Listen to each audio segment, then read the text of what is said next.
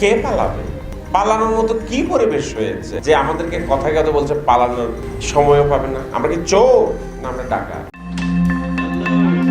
বাংলাদেশের সাবেক ভূমিমন্ত্রী এবং শেখ হাসিনার ঘনিষ্ঠ সহযোগী সাইফুজ্জামান চৌধুরীর যুক্তরাজ্য ভিত্তিক কয়েক শত কোটি টাকার সম্পদ জব্দ করেছে ব্রিটেনের ন্যাশনাল ক্রাইম এজেন্সি।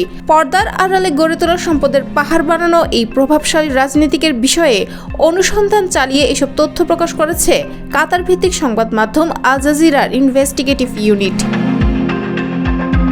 সংস্থাটির অনুসন্ধানে উঠে আসা তথ্য অনুযায়ী ব্রিটেনে সাইফুজ্জামান চৌধুরীর মালিকানাধীন একাধিক সম্পদের বিরুদ্ধে ফ্রিজিং অর্ডার জারি করেছে এনসিএ। এতে বলা হয়, এই ফ্রিজিং অর্ডারের আওতায় থাকা সম্পদ তিনি আর বিক্রি বা হস্তান্তর করতে পারবেন না। এই পদক্ষেপ একটি চলমান বেসামরিক মানি লন্ডারিং তদন্তের অংশ, যা শুরু হয়েছে বাংলাদেশের অনুরোধে। শেখ হাসিনার সরকারের পতনের পর দেশে দুর্নীতি বিরোধী অভিযান জোরদার করা হয়েছে।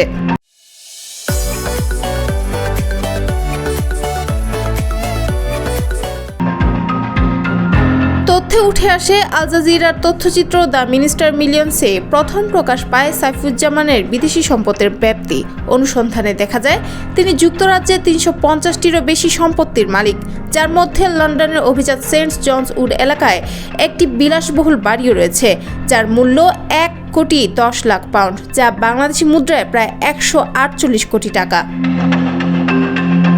আল জাজিরার গোপন ক্যামেরায় ধারণকৃত সাক্ষাৎকারে তিনি নিজেকে শেখ হাসিনার ছেলের মতো বলে দাবি করেন এবং বলেন, আমি আসলে উনার ছেলের মতো। উনি জানেন আমি এখানে ব্যবসা করি। তিনি বিলাসবহুল জীবনযাপন, ডিজাইনার স্যুট ও দামি চামড়ার জুতার প্রতি ঝোঁকের কথাও অকপটে স্বীকার করেন।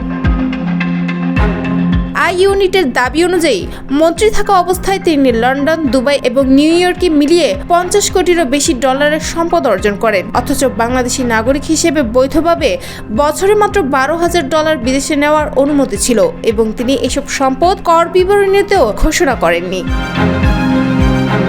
এদিকে এই বিস্ফোরক তথ্য প্রকাশের পর প্রবাসী সাংবাদিক জুলকারনাইন স্যার ফেসবুকে প্রতিক্রিয়া জানিয়ে লিখেন, আমরা যারা সঠিকভাবে সাংবাদিকতা করার চেষ্টা করছি তারা হয়তো টক শোতে কথার ফুলঝুরি ছোটাতে পারি না, ইউটিউবে গল্প ফাঁদতে পারি না, কিন্তু সন্তুষ্টি লাগে যখন দেখি আমাদের কাজ কথা বলে।